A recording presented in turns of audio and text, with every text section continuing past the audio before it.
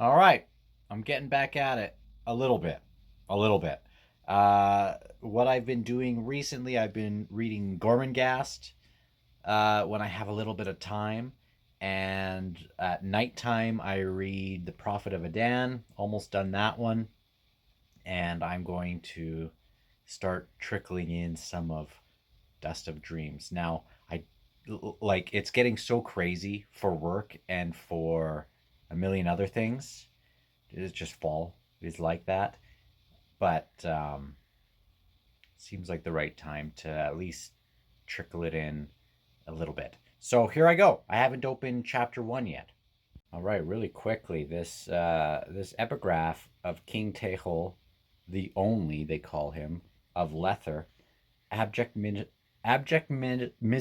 lies not in what the blanket reveals, but in what it hides. And at first, I'm thinking of, what it. At first, I thought like a blanket on somebody, but then kind of, like a marketplace, like rolling out the blanket and things are there. But I don't know. Whatever. This first scene, though, with these lizards who have eaten these two-headed beetles and an owl who had eaten the lizards is watching and is seeing these beetles like burst out of the lizards or something like that, and the owl is noticing this or feeling this rumbling and must be thinking, well, if this is going to happen to the lizard, I don't want that happening to me either. Which, it's this bottom of the food chain up sort of thing going on, which is kind of cool. I don't know who Smiles and Throat Slitter are after, but they are watching. So glad to have them back. I really like Smiles especially. All right, I'm glad that we're starting with some of these bone hunters, which I get a little bit confused with. But if we're going to start the book with them, then I can at least focus on one group, sort of. People like, I know who Korab is in Bottle and Gessler and Stormy. I get a little confused when we get to people like Korik and a couple of these other ones. I don't know who they're chasing yet, so who knows? This is pretty cool though. Good way to start. Right, they're looking for Fiddler or trying to get Fiddler because Tavor wants him to do a reading, which I'm excited about because if this book is supposed to sort of be two books, like no, these last two books are supposed to be one book. Maybe this will be one of the last major readings. I don't know. I don't know, but I really like these readings. Now, I don't know if I'm going to stop and do a thing every scene. We'll see. Uh, we'll see. We'll see. But I'm not going to do a little reaction just on basic exposition scenes because then it takes me out of the book for a second. But we'll see. All right, I do have to mention this. Now I'm thinking of what happened at the end of Toll the Hounds, and I don't know if this is happening concurrent with Toll the Hounds or after Toll the Hounds. But Sin and Grub are entering a dead Azath house, so that is very cool. Um, uh, yeah, I'm just glad to get back into this. I wonder if this has a glossary at the end, actually, because those really helped me before. Oh, it doesn't have glossary in this one either, because Sin mentioned uh, that Grub. When she looks at Grub, they think Makra, which is like the deception sort of Warren, right? I got to get in the whole mindset again, but I think that'll happen quick. All right, so we have Pores watching Sin and Grub as they are going into the Azath house, and this Lieutenant Pores gets stung into like they black out. I once got stung. I don't know if I've mentioned this here before, but I was working down in Texas maybe 8 years ago, and well, 10 years ago probably by now, and I was doing like alarm systems, like the summer sales sort of thing, and I was installing alarm systems, and I was reaching on the outside of someone's house to drill a hole into the door frame, and I basically grabbed a wasp's nest, and I got stung like dozens of times on my one hand, and it was like the worst. And my hands swelled up and things, but oh man, reminds me of that. Reminds me of that. And now, this sounds like these stings are way, way worse. Anyway, I'm not going to do this each time, or else this is going to be like the longest chapter 1 ever, and it's just going to be fluff. So, talk to you soon, which will be in like a second. All right, we just had them inside of this Azath house, which is dead, and there's this tapestry of the Edur and the Andi fighting Kachin Chamal, which I always think is cool. And we also have this dead Forkrul Assail.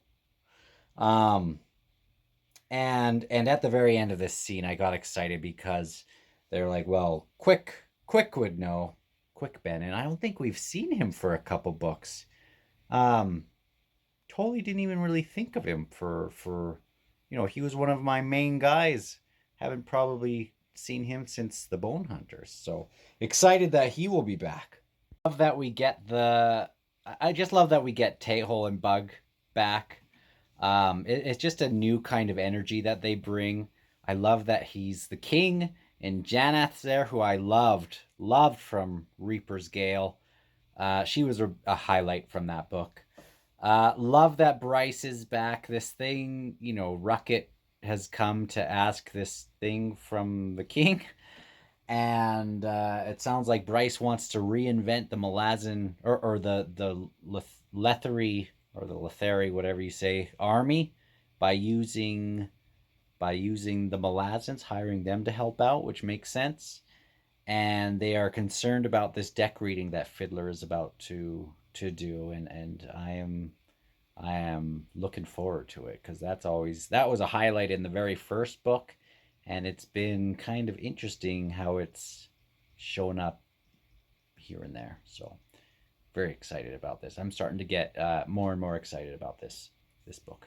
Okay, Pors wakes up and Kindly's there, and this Nep Pharaoh guy's been cursing Kindly in a crappy way. Anyway, moving on. I don't know who this Trum guy is, but I kind of liked how they didn't hand over the prisoners right away to the Malazans that are demanding it. So I think I like that, right? Well, I guess I viewed that wrong. They came out in like awful shape from being starved and neglected, and then he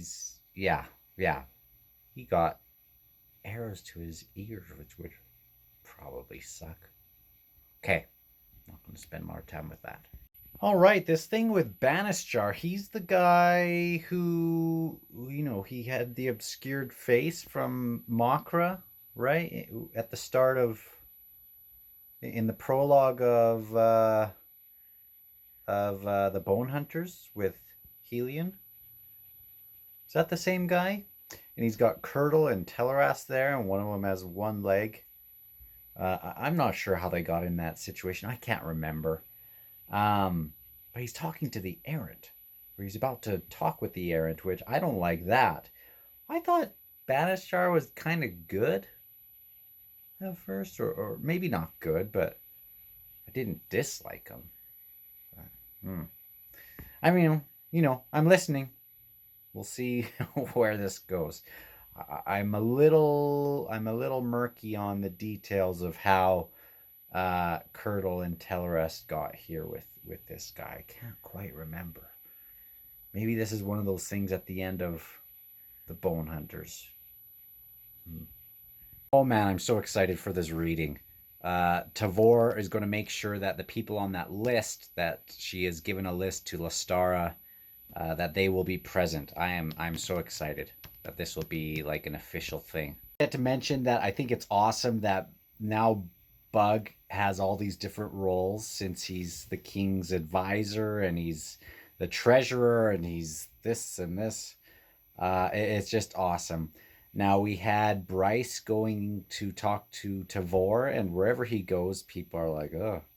I don't know if they find him attractive or what, but he's got a presence about him, and he's offered to be there for the reading if they're going to go through with it, and offer to warn them, or also to warn them that the errant might respond erratically, which very cool. That hopefully we'll have some stuff early on in this book with how slow kind of the action was at the start of the last book. I wouldn't say slow, but because there was exciting stuff, but nothing like a deck reading.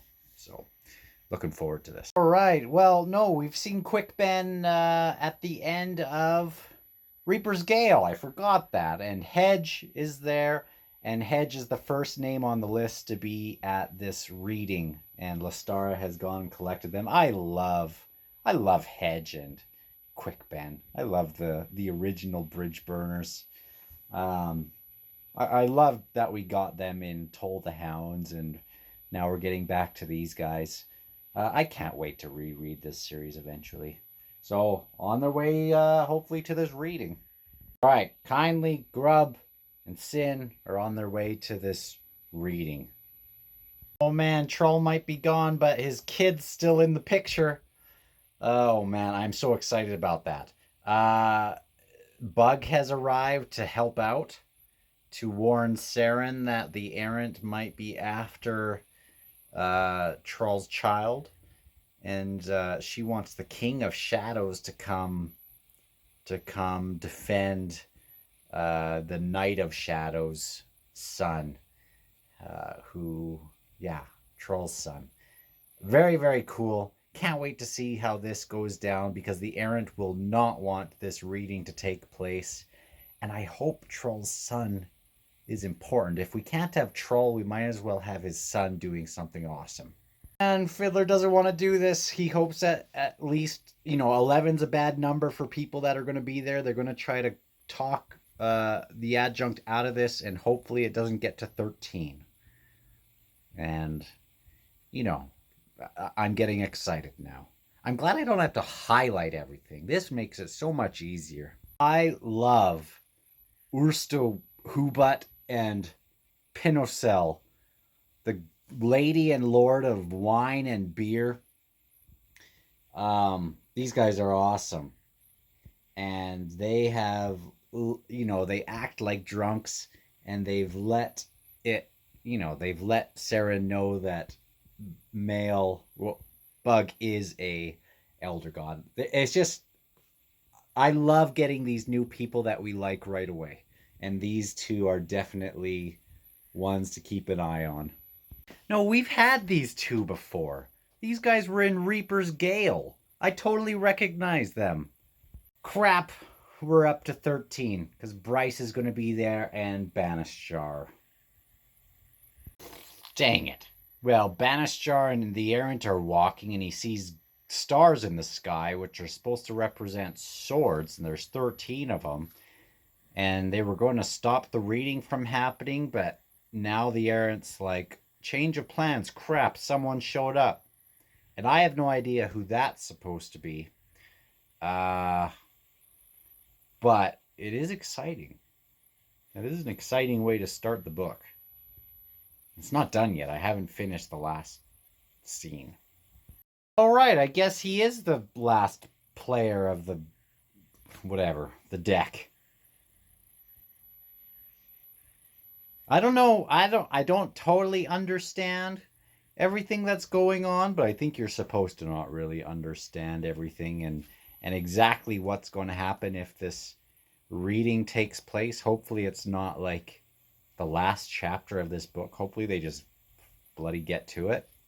But I'm excited. That got me excited. I was kind of doing chapter 1 out of duty because it's just been so long and I didn't want to forget the people.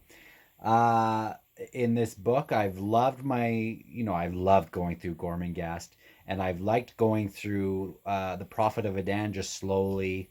Last minute or at nighttime, I'll just read like half a chapter a night. Just kind of really slowly going through it, and I found it entertaining.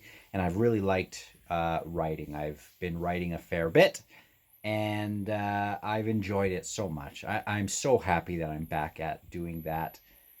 So I can't forget that. I can't get too sucked into this book that I forget that, and vice versa. I'd like to keep some sort of balance. But I'll talk to you soon, whenever that's going to be. I'll hopefully get to chapter 2 soon. Hopefully before next week. It might even be tonight or tomorrow if I have time.